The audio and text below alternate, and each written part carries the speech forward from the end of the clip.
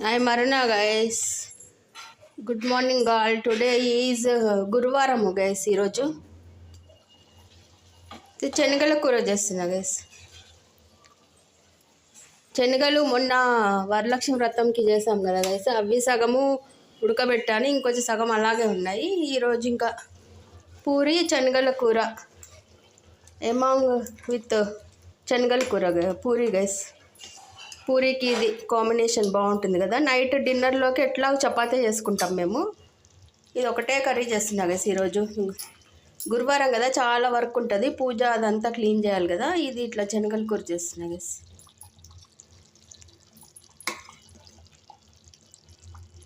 ఇది గైస్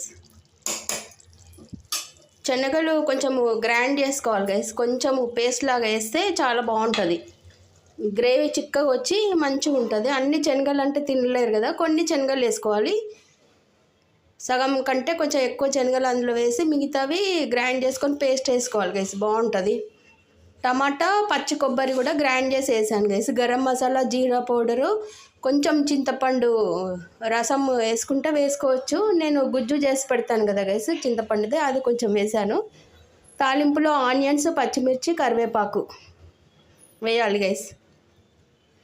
అంతే. ఈ శనగలు ఉడకబెట్టేసి అందులో వేసి సగం పేస్ట్ చేసుకొని, ఇది కొబ్బరి, కొంచెం ఒక చిన్న ఆనియన్, టమాటా 3 గ్రైండ్ చేసి పేస్ట్ వేసాను గైస్.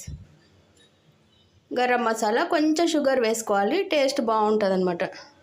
కొంచెం నార్త్ ఇండియన్ స్టైల్లో మనం ఉట్టి కూడా తినేసేయచ్చు గైస్. ఇంకా ఈరోజు అయితే ఇది ఒకటే కర్రీ చేద్దాం అనుకుంటున్నా. ఇంకా ఈ పూరి తిన్న తర్వాత చాలా హెవీగా ఉంటుంది కదా, పూరి చేద్దాం అనుకుంటున్నా గైస్. తెలీదు. ఇంకా పూరి గైస్ ఇట్లా చేశానన్నీ.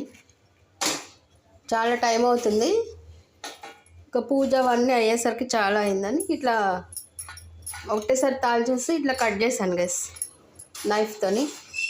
బాగుంటాయి ఇలా కూడా. మా బాబుకి పెట్టేస్తున్నా గైస్. పూరి విత్ శనగల కూర గైస్.